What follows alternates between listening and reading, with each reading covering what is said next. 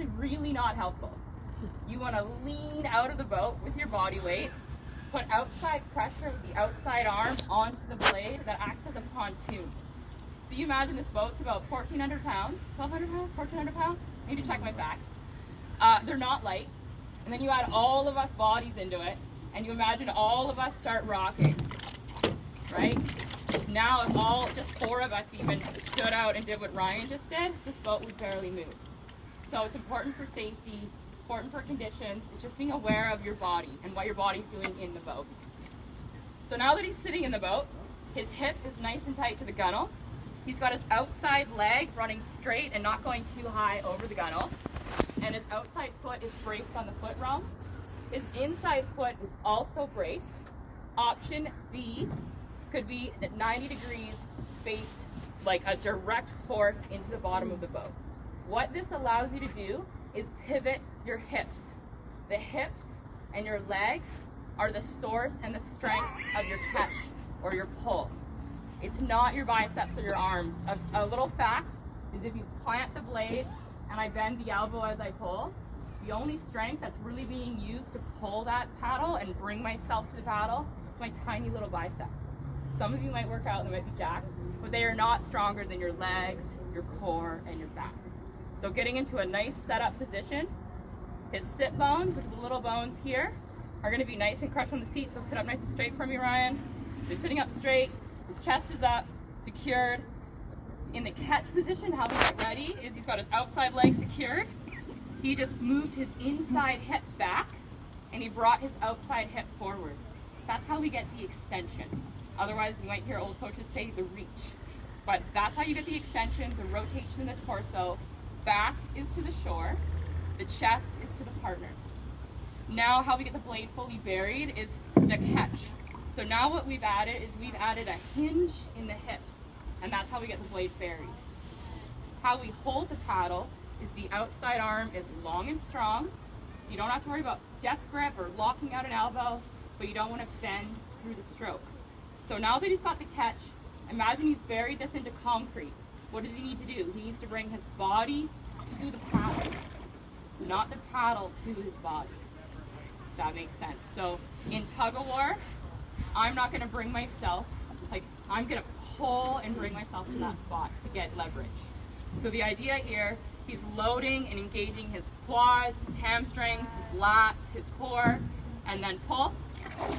So this is the end of the catch before the exit. So at the end, he's got a nice long, strong arm. He's still hinged forward. I didn't say that earlier. So with that hinge forward, he's staying active. What you don't want is at the end of your catch to go all the way back and face out of the boat. If you can think of an end zone as your shoulders are neutral with a step, just as a beginner way of thinking of it, is your hips and your shoulders are in line with the seat.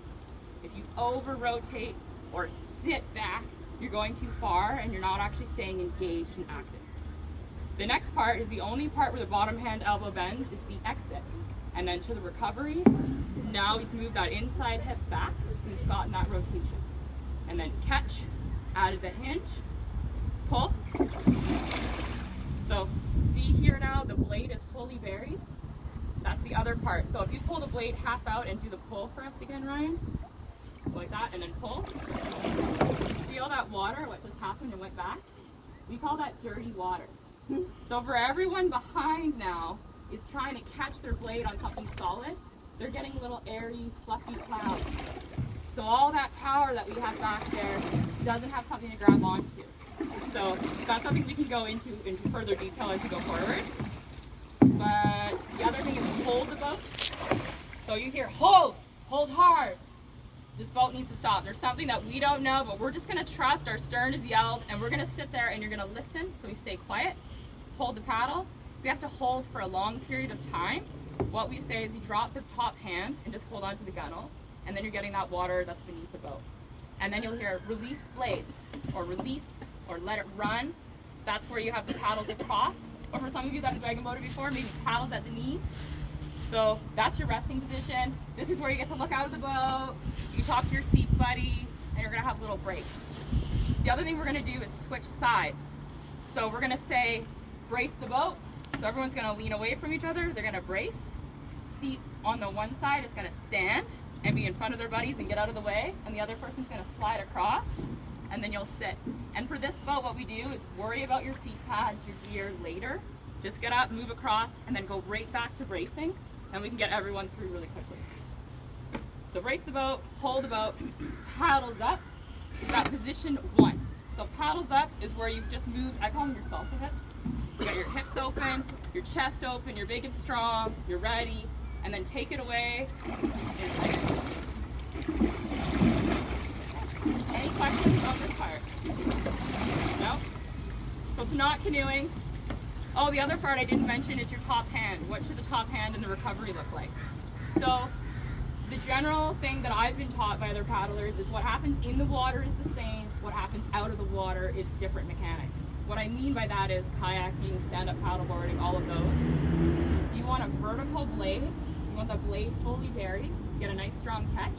And so Ryan's top hand is going to be above his bottom hand. So see how this is nice and up, perpendicular to the boat. And we'll get into this later, but he's also got a beautiful angle here. So he's not entering the boat he's not entering the water here. Because what this is your catch. So Ryan's catch is about this long. Once that blade's fully buried, it'll be about here, yep. And then go to the end of the stroke to about here.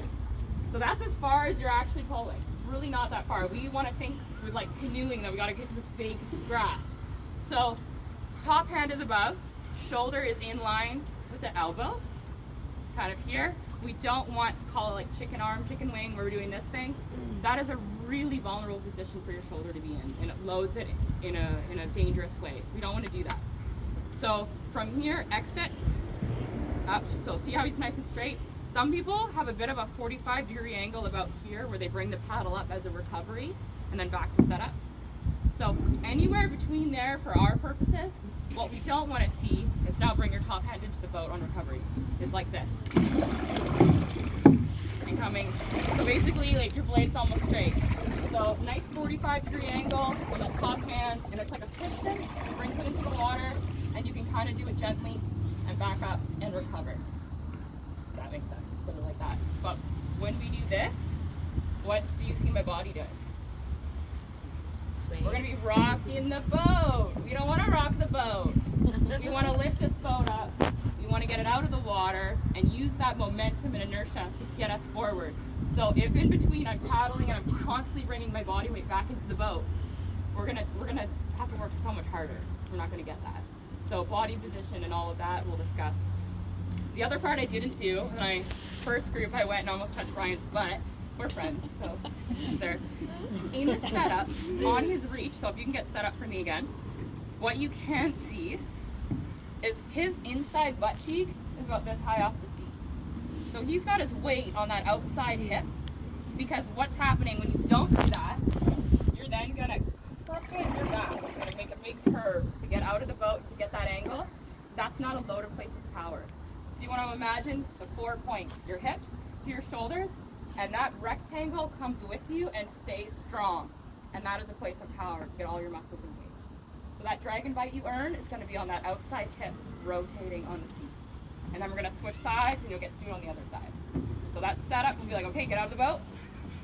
Armpits over the gunnel. And that's your setup. Any questions? No? Yes? What's the difference on one side of the